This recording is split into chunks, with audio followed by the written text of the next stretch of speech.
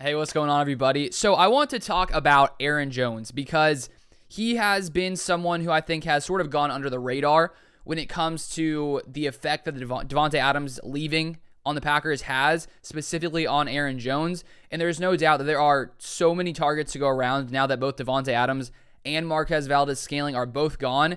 But Aaron Jones may be a massive benefactor in this, and I want to show you guys a stat that I found in the past few days that is pretty telling when it comes to Aaron Jones in the past without Davante Adams.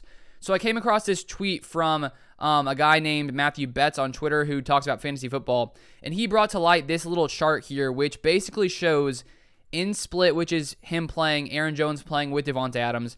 Out of split is him playing without Davante Adams. So as you can see, this is like a fantasy chart, but you can see fantasy points as well as targets, receptions. So when Davante Adams and Aaron Jones played at the same time, Aaron Jones averaged about 14.8 PPR fantasy points, 2.49 receptions per game, 3.44 targets per game. If we take a look at the out of split, which is 8 games that Aaron Jones in the past 4 years has played without Davante Adams, 22.89 fantasy points, 4.5 receptions per game versus the 2.5. So basically two extra receptions per game without Davante Adams. Receiving touchdowns went up a ton, about 4x, and then also receiving yards from 17.83 per game to 48.5 per game. So I think next season, 2022, only a few months away, I think that Aaron Jones, if history proves itself correct, if the same thing happens as it has in the past when Davante Adams hasn't gone, Aaron Jones is going to get much more work in the receiving game because of the targets that Davante Adams no longer will have. And if we take a look last year specifically, the one of the games Davante Adams missed versus the Arizona Cardinals, the game where the Packers were missing Davante, Allen Lazard, Marquez Valdes-Scantling as well, Aaron Jones was targeted 11 times by Aaron Rodgers and had 7 receptions for 51 yards. So when Aaron does not have Davante out there, he looks for Aaron Jones because Aaron Jones is, a reliable receiver. He's quick, he's fast, he's shifty. Aaron Rodgers knows that he can trust Aaron Jones. So coming into next season, when there's so many players that Rodgers probably doesn't trust, at least at this point right now, Aaron Jones is one of those players that he can trust, and I think he's going to benefit very much from this.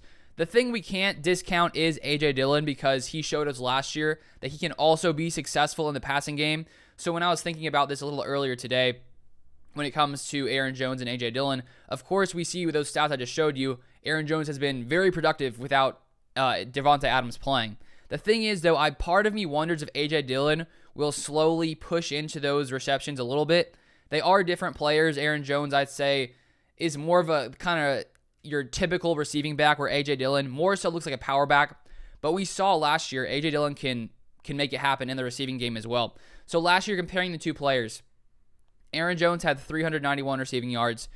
A.J. Dillon, 313 receiving yards. So not that far off. Aaron Jones did play 2 less games than A.J. Dillon.